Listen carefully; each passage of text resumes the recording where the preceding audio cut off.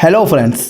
आजकल एक नोटिस बहुत आ रही है इनकम टैक्स की तरफ से, जो कि है फॉरेन एसेट डिस्क्लोजर को लेकर।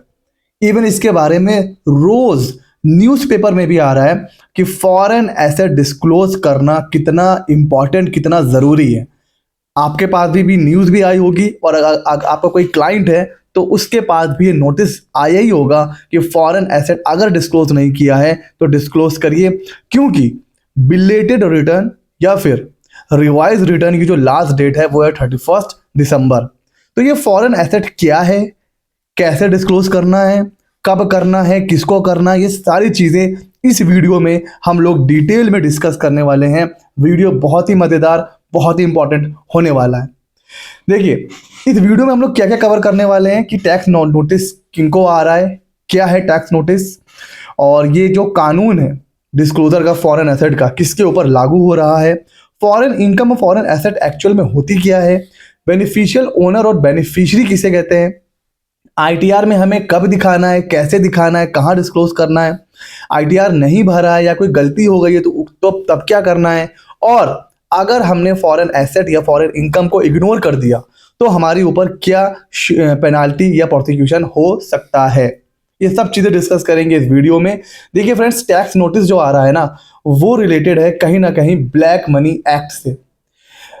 ब्लैक मनी का एक्ट जो है, अगर उसके बारे में बात करें तो ये 2015 में लागू हो चुका था, 1 जुलाई 2015 से। इसमें अब एक्ट तो बहुत बड़ा है, बट फॉरेन एसेट से रिलेटेड अगर इसको लिंक करें तो वहाँ पर एक बहुत ही सिंपल लैंग्वेज में लिखा हुआ है कि ब्लैक मनी, वैसे तो बहुत चीज़ें हैं, लेकिन अगर आपका कोई भी है फॉरेन एसेट, दूसरी कंट्री में कोई एसेट है और वहाँ पर अगर आपकी कोई इनकम हो रही है और अगर आपने उसको डिस्क्लोज नहीं किया, बहुत ध्यान से पढ़िएगा, अनडिस्क्लोज फॉरेन इनकम या फिर फॉरेन एसेट, उसको हम क्या मानेंगे, सिंपली मानेंगे इक्वल टू ब्लैक मनी। इसी रीजन की वजह से नोटिस सबके पास आ रहा है।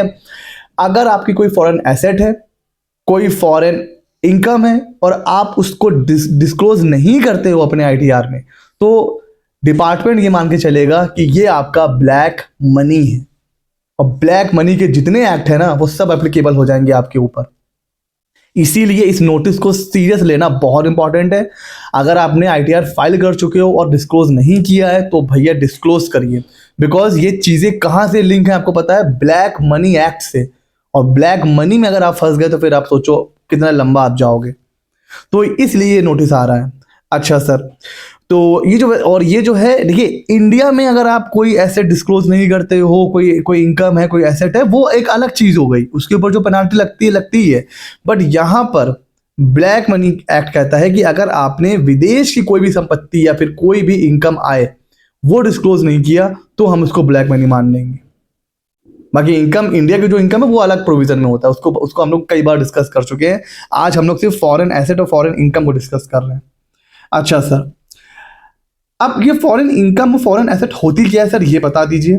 तो देखिए बहुत सिंपल है, आपका किसी भी अदर कंट्री में बैंक अकाउंट है, किसी अदर कंट्री की आपके पास शेयर्स, म्यूचुअल फंड, बॉन्ड है, और आपको पता है कि आजकल किसी भी दूसरे कंट्री में इन्वेस्टमेंट करना बड़ा इजी हो गया है, बहुत सी ऐप आ गई हैं।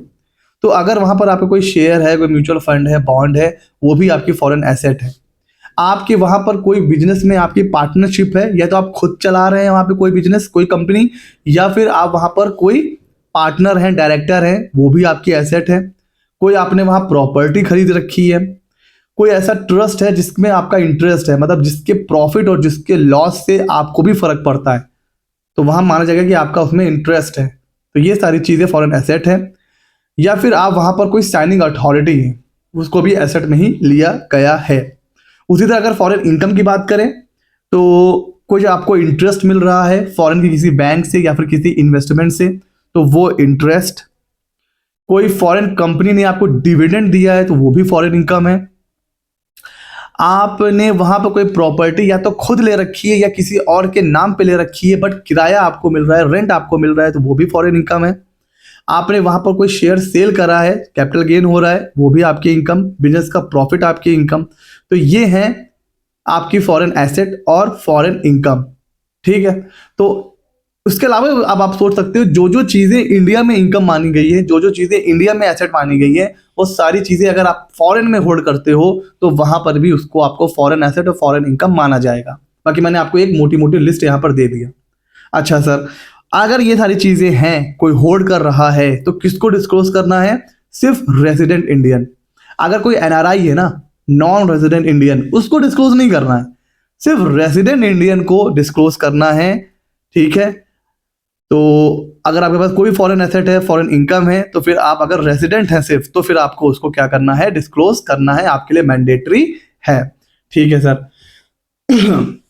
यहाँ पर क्वेश्चन ये भी होता है, मेरे क्लाइंट्स भी क्वेश्चन करते हैं कि सर मेरी वहां पे ना सिर्फ बैंक अकाउंट है, बाकी कुछ नहीं है। बहुत पहले एक अकाउंट ओपन करवाया था जब मैं वहां पे था, अब मैं इंडिया आ गया हूँ, बट वहां पे सिर्फ मेरा बैंक अकाउंट है, उसमें ना कोई इनकम आ रही है, ना कोई कुछ हो रहा है। तो सर क्या मैं उसको भी दिखाऊं?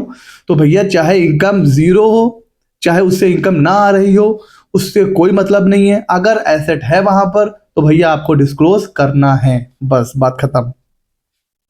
अच्छा सर ठीक है।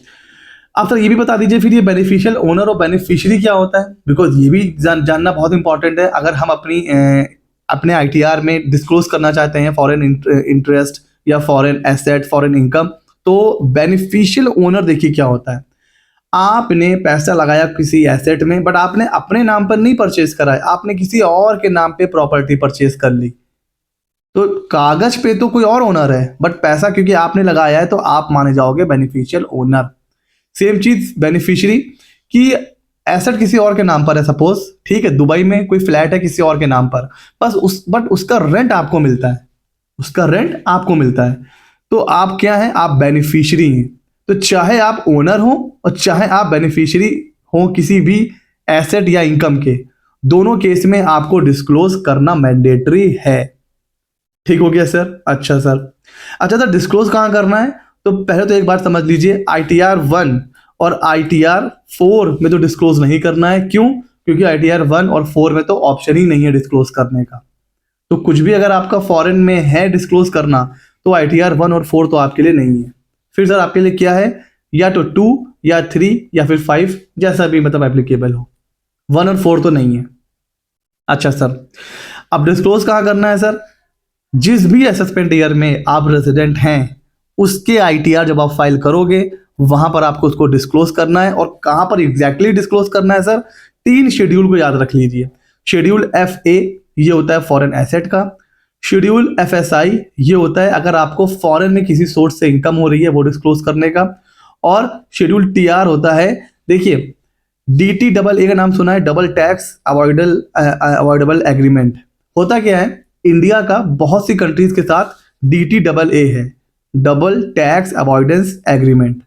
मीन्स अगर आपने एक इनकम पर किसी दूसरी कंट्री में टैक्स दे दिया है, सपोज आप US में कोई इनकम जनरेट कर रहे हो और US में आपने टैक्स पे कर दिया, तो अब उस इनकम पर इंडिया में आपको टैक्स पे करने की नीड नहीं है। एक इनकम पर 2 बार टैक्स आपको नहीं पे करना पड़ेगा। तो DTAA का रिलीफ आप क्लेम कर सकते हो। उसके लिए है सर शेड्यूल TR। अब ये जो तीनों शेड्यूल है ना, ये 1 और 4 में होता ही नहीं है, इसीलिए 2, 3 और 5 ये आपको फाइल करना है अगर आपको फॉरेन एसेट या फॉरेन इनकम डिस्क्लोज करना है तो। ठीक हो गया सर? अच्छा, अब ये बताइए सर, अगर हमने ITR फाइल ही नहीं किया या फिर फाइल कर दिया है और डिस्क्लोज करना भूल गए हैं।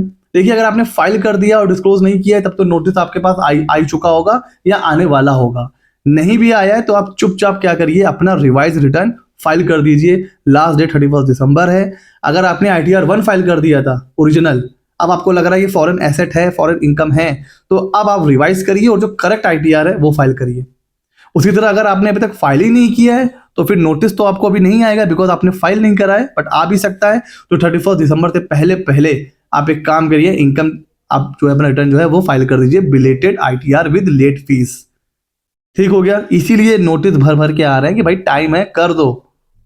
ठीक है ना सर? एक बात बताइए, एसेट हमारी फॉरेन में, इनकम हमें वहां पर हो रही है, क्या पता चलेगा यहाँ के डिपार्टमेंट को सर? अगर हम नहीं डिस्क्लोज करें तो क्या हो जाएगा?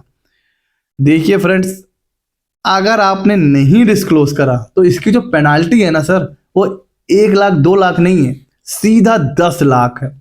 फॉरेन एसेट आपने डिस्क्लोज नहीं करा 10 लाख, फॉरेन इनकम डिस्क्लोज नहीं करा 10 लाख।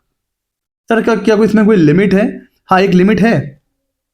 अगर सपोज आपके पास कोई फॉरेन एसेट है और उसकी वैल्यू 20 लाख या उससे कम है, लैंड प्रॉपर्टी को छोड़कर कोई और फॉरेन एसेट है, सपोज बैंक अकाउंट है, उसमें पैसा पड़ा हुआ है, शेयर्स है, डिवेंचर्स है, म्यूचुअल फंड्स हैं, और उसकी जो वैल्यू है वो 20 लाख से कम है, तो फिर आपको पेनाल्टी नहीं लगेगी फॉरेन एसेट के केस में, ठीक है। लेकिन अगर वैल्यू 20 लाख से ज्यादा है तो 10 लाख की पेनाल्टी है। अच्छा, फॉरेन इनकम के केस में कोई लिमिट नहीं है सर, ध्यान से पढ़िए। फॉरेन इनकम अगर है, चाहे वो 50,000 की क्यों ना हो, अगर आपने डिस्क्लोज नहीं किया तो फिर 10 लाख रुपए की पेनाल्टी है। तो फॉरेन इनकम के केस में कोई भी लिमिट नहीं है। यहां तक कि अगर मैं इसको सिंपलीफाई करूं, अगर 1 रुपए की भी इनकम है आपकी, सपोज 1 रुपए की इनकम है और आपने डिस्क्लोज नहीं किया, तो डिपार्टमेंट चाहे तो इस रूल को यूज करके, इस प्रोविजन को यूज करके 10 लाख की पेनाल्टी लगा सकता है, बिकॉज फॉरेन इनकम में कोई लिमिट नहीं है। उसी तरह अगर कोई इमूवेबल प्रॉपर्टी है, चाहे वो 1 लाख की हो, 2 लाख की हो, हालांकि फॉरेन कंट्रीज में इतनी सस्ती होती नहीं है, लेकिन फिर भी इमूवेबल प्रॉपर्टी के केस में भी कोई वैल्यू नहीं है, आपको 10 लाख की पेनाल्टी देनी ही पड़ेगी। तो जो ये सोच रहे हैं ना, अरे सर नहीं डिस्क्लोज करते हैं, क्या ही दिक्कत है, एक तो मैंने पहले बताया कि ये मैटर सिर्फ डिस्क्लोजर का नहीं है, ये मैटर है ब्लैक मनी से रिलेटेड। अगर आपने नहीं डिस्क्लोज किया तो माना जाएगा कि आप काला धन छुपा के रखे हो, बुरी नजर वाले, तेरा मुंह काला, तेरा धन भी काला, ये कहेगा डिपार्टमेंट आपसे। तो फॉरेन एसेट को छुपाना ये कोई भी समाधान या कोई बहुत ही अच्छा डिसीजन नहीं है, ये बहुत बड़ा रिस्क है, बहुत बड़ा जोखिम है, इसको मत लीजिए। अगर कुछ भी है सही सही डिस्क्लोज करिए, वरना आज नहीं तो कल पेनाल्टी आपका पीछा करते करते 10 लाख की पेनाल्टी आप तक पहुंच सकती है। तो इतनी हेडेक, इतनी टेंशन, मेंटल पीस अगर आप चाहते हो ना, तो भाई ऐसा है कि इसको डिस्क्लोज करिए। 3 शेड्यूल है छोटे छोटे, बहुत ज़्यादा डिटेल में देना नहीं होता है। अकाउंट नंबर, जो भी बैलेंस है, जो भी है सब दिखाइए और फाइल करिए, ठीक है। तो ये नोटिस बहुत आ रहा था, मेरे कम से कम 3 से 4 क्लाइंट्स को आया है, तो मुझे लगा इसके ऊपर वीडियो बनाना चाहिए, बिकॉज इस समय ये काफ़ी नोटिस आ रहा है। लोगों को पता ही नहीं है कि फॉरेन एसेट क्या होती है, फॉरेन इनकम क्या होती है, कहाँ डिस्क्लोज करना है, ना डिस्क्लोज करें तो होगा क्या। तो इसीलिए ये वीडियो है। कैसा लगा वीडियो ज़रूर बताइए। ऐसे ही मज़ेदार और इंपॉर्टेंट वीडियोस के लिए हमारे चैनल सी मीडिया 24 को सब्सक्राइब कर लीजिए। मिलते हैं अगले नॉलेजेबल वीडियो में।